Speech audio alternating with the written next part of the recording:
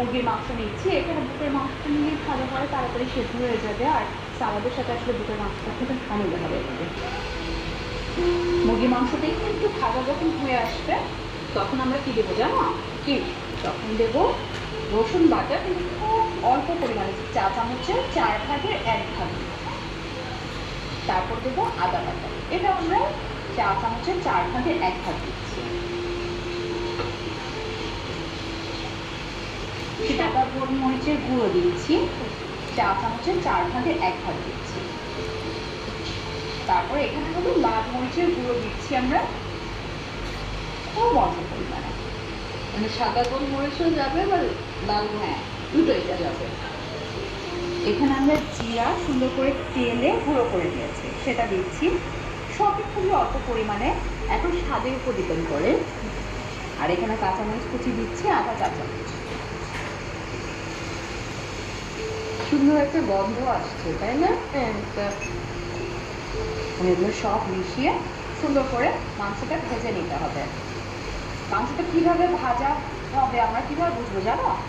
এই যে সাদা হয়ে যাচ্ছে দেখো, তার মানে রান্না হয়ে এসছে। এখন আমরা লবণ দিব, লবণটা স্বাদ মতো দেবো। যেহেতু আমরা এখানে সস দিব, লবণটা খুব কম দিতে হবে, কারণ সসের মধ্যে কিন্তু লবণ লাগে। এখন এর মধ্যে আমরা দিয়ে দিচ্ছি এখন টমেটো কেচাপ।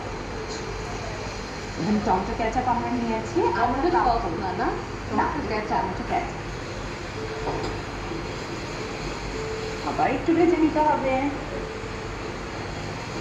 তুমি চাইলে কিন্তু এটা টিফিনেও নিতে পারবে।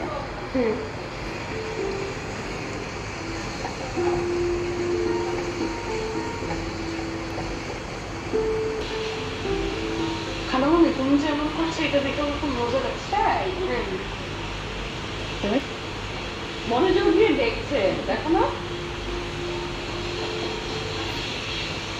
এটা কিন্তু হয়ে গেছে। এখন আমরা সব কিছু একসাথে মিশিয়ে নিব।